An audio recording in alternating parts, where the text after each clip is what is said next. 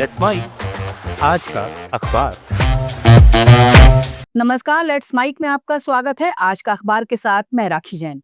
यहाँ हम आपके लिए लेकर आते हैं देश दुनिया के बड़े अखबारों और मीडिया मंचों से सबसे अहम खबरें, विचार और विश्लेषण। द गार्जियन का संपादकीय यूक्रेन युद्ध के वर्तमान हालात को लेकर एक सधी हुई लेकिन स्पष्ट चेतावनी देता है। भले ही रूस जमीन पर धीरे धीरे बढ़त बना रहा हो, इसका मतलब ये नहीं कि वो युद्ध जीत रहा है। युद्ध अब अपने तीसरे साल में पहुंच चुका है और यूरोपीय नेताओं ने हाल ही में रोम में यूक्रेन की पुनर्निर्माण रणनीति पर चर्चा के लिए बैठक की। लेकिन अखबार साफ करता है कि इस वक्त असली जरूरत पुनर्निर्माण की नहीं बल्कि जुड़े रहने और जूझते रहने की है। रूस ने एक दिन में 728 ड्रोन और 13 मिसाइलें दागकर यूक्रेनी शहरों पर भयावह हमले किए, जिससे साफ है कि मकसद केवल लड़ाई नहीं बल्कि यूक्रेनी जनता का हौसला तोड़ना और यूरोप की एकता में दरार डालना है। यूक्रेन की फर्स्ट लेडी ओलेना ने सम्मेलन में बताया कि लोग लगातार तनाव और मानसिक आघात की स्थिति में जी रहे हैं। वहीं राजधानी कीव और युद्ध के मोर्चे पर लड़ रहे लोगों के बीच एक भावनात्मक दूरी महसूस की जा रही है। लेकिन संपादकीय दो टूक कहता है, यूक्रेन स्वतंत्र राष्ट्र बने रहने के लिए लड़ रहा है, जबकि रूस चाहता है कि यूक्रेन ऐसा ना रह सके। यूरोपीय मानवाधिकार न्यायालय की रिपोर्ट में 2014 से रूस द्वारा किए गए भीषण अत्याचार जैसे बलात्कार, जबरन श्रम और हत्या ये दर्शाते हैं कि यूक्रेन क्यों पीछे हटने को तैयार नहीं है। अखबार अमेरिका की भूमिका पर भी आलोचनात्मक नजर डालता है। भले ही राष्ट्रपति बाइडेन ने हथियार भेजने की अनुमति दी है, लेकिन वो भी जल्द खत्म हो जाएगी और अमेरिका अब इसे युद्ध को अपना युद्ध नहीं मानता। वहीं डोनाल्ड ट्रंप ने भले ही हाल ही में पुतिन को लेकर कुछ तीखे शब्द कहे हों, लेकिन अखबार को उन पर कोई स्थायी भरोसा नहीं है। ट्रंप के लिए ये सब एक सौदेबाजी की चाल है, जबकि पुतिन के लिए ये एक विकृत जुनून है। लेख में यूरोपीय देशों की अमेरिका पर अत्यधिक निर्भरता को भी लेकर चिंता जताई गई है। संपादकीय का मानना है कि अब वक्त यूरोपीय आत्मनिर्भरता का है, ताकि वो यूक्रेन को जरूरी हथियार और खुफिया मदद खुद दे सकें। यूक्रेन के पूर्व रक्षा मंत्री एंड्री के एक विचार को संपादकीय विशेष से रूप महत्व देता है, जिसे वो रणनीतिक निष्क्रियकरण कहते हैं। इसका मतलब है रूस को पूरी तरह हारना नहीं, बल्कि उसे इतना थका देना और उसकी सैन्य कार्रवाइयों को इतना अप्रभावी बना देना कि वो चाहे लड़ता रहे लेकिन जीतने की स्थिति में ना रहे। एक उदाहरण के तौर पर यूक्रेन की ब्लैक सी में सफलता का जिक्र किया गया है। यूक्रेन ने रूसी नौसेना को पूरी तरह नष्ट नहीं किया, लेकिन समुद्री व्यापार फिर से शुरू हो सका, जो रूस की रणनीति को बेअसर करने जैसा था। संपादकीय की मूल बात यह है कि रूस शायद थोड़ी थोड़ी जमीन पर कब्जा कर रहा हो, लेकिन राजनीतिक और सामरिक दृष्टि से उसकी जीत दूर की कौड़ी है। सवाल ये नहीं है कि वो कब तक लड़ सकता है, बल्कि ये है कि क्या वो अपने मकसद में सफल हो सकता है, और फिलहाल इसका जवाब है नहीं।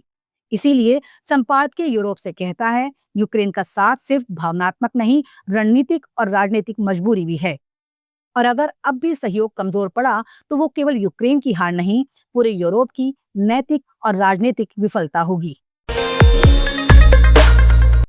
अल जजीरा में प्रकाशित लेख का सार इस बात पर केंद्रित है कि अमेरिकी राष्ट्रपति डोनाल्ड ट्रंप द्वारा ब्राजील पर 50% टैरिफ लगाने की धमकी दिखने में आक्रामक जरूर है, लेकिन इसका राजनीतिक फायदा ब्राजील के वामपंथी राष्ट्रपति लूला दा सिल्वा को हो सकता है। लेख के मुताबिक ट्रंप ने धमकी सिर्फ आर्थिक वजहों से नहीं दी, बल्कि इसे सीधे तौर पर ब्राजील की आंतरिक राजनीति से जोड़ा है। खास तौर पर पूर्व राष्ट्रपति बोल्सोनारो के खिलाफ चल रहे मुकदमों और ब्राजील की सुप्रीम कोर्ट द्वारा अमेरिकी सोशल मीडिया कंपनियों पर की गई कार्रवाइयों से। ट्रंप ने इसे एक राजनीतिक साजिश बताया और एक्स का समर्थन करते हुए ब्राजील की न्यायपालिका को खुलेआम निशाना बनाया। इस तरह लेख कहता है कि ट्रंप ने एक कारोबारी विवाद को विदेशी हस्तक्षेप में बदल दिया, जो किसी संप्रभु देश की स्वायत्तता पर सीधी चोट है। लेकिन राष्ट्रपति लूला ने इसका बेहद मजबूती से जवाब दिया, साफ कह दिया कि ब्राजील की अदालतें स्वतंत्र हैं और किसी भी तरह की धमकी या दखल को बर्दाश्त नहीं किया जा सकता। लेख बताता है कि ट्रंप के इस कदम को लेकर ब्राजील के पास कानूनी और राजनयिक दोनों विकल्प हैं, जैसे अमेरिकी कंपनियों पर टैक्स बढ़ाना, ट्रेड समझौतों को निलंबित करना, यहाँ तक कि पेटेंट मान्यता रोकना भी शामिल है। इन कदमों से अमेरिका को भी झटका लग सकता है, जैसे कॉफी, अंडे, जूस जैसी चीजों की कीमतें अमेरिकी बाजार में बढ़ सकती हैं। इस संकट को ब्राजील एक नए मौके की तरह देख सकता है, खासतौर पर ब्रिक्स देशों के साथ गहरे संबंध और दक्षिण सहयोग को मजबूती देने का। अमेरिका पर निर्भरता घटाकर ब्राजील अपने निर्यात और अंतर्राष्ट्रीय साझेदारियों में विविधता ला सकता है। ये अवसर दक्षिण अमेरिका के भीतर आपसी सहयोग और मर्कोसुर जैसे क्षेत्रीय संगठनों को दोबारा सक्रिय करने के लिए भी उपयोगी साबित हो सकता है। लेख का दिलचस्प पहलू यह है कि ट्रंप की हमदर्दी असल में ब्राजील की दक्षिणपंथी राजनीति के लिए उल्टी पड़ सकती है। जैसे कनाडा और ऑस्ट्रेलिया में ट्रंप समर्थक नेताओं को नुकसान हुआ, वैसे ही ब्राजील में भी बोल्सोनारो खेमे को नुकसान हो सकता है। इसके उलट लूला की शांत, व्यवहारिक और संप्रभुता को प्राथमिकता देने वाली छवि और मजबूत हो सकती है, जो उनके आगामी चुनावी अभियान में उन्हें फायदा पहुंचा सकती है।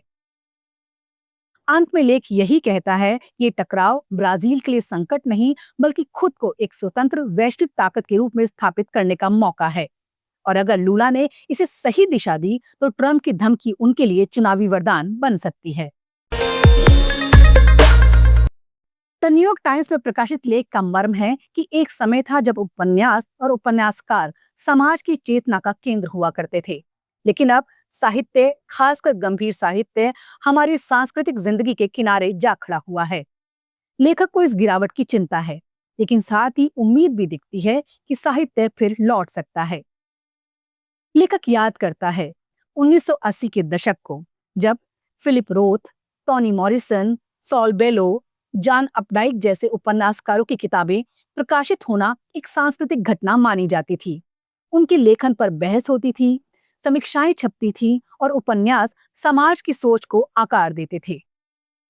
आज के दौर में ये दृश्य बदल गया है। बेस्ट सेलर सूचियों में अब कॉलिन हूवर जैसे लेखकों के फिक्शन और फैंटेसी या जेनर फिक्शन का बोलबाला है। गंभीर साहित्य का नामो निशान तक नहीं। लेखक ये नहीं कहता कि आज के उपन्यास खराब हैं, बल्कि ये कि अब उपन्यासों का सामाजिक असर बहुत कम हो गया है, और इसका नतीजा ये है कि हमारी संस्कृति और संवाद में मानवीयता और आत्मचिंतन की जगह घट गई है। वो ये भी स्वीकारता है कि इंटरनेट और सोशल मीडिया ने ध्यान केंद्रित रखने की क्षमता को भी नुकसान पहुंचाया है, लेकिन यह गिरावट 1980 के दशक से शुरू हो गई थी, यानी वजह इससे कहीं गहरी है। लेखक का विश्लेषण ये है कि आज के सांस्कृतिक माहौल में साहस और आत्मविश्वास की कमी है। 1970 के दशक में उपन्यासकार, फिल्म निर्माता और संगीतकार बड़े बड़े प्रयोग कर रहे थे। लेखन में जोखिम उठाने और समाज के बारे में कुछ नया कहने की ललक थी, लेकिन आज विशेषकर विश्वविद्यालयों में केंद्रित हो चुके साहित्य जगत में एक तरह की सांस्कृतिक संकीर्णता और अनौपचारिक सेंसरशिप का माहौल है। वो एक और चिंता की बात करता है।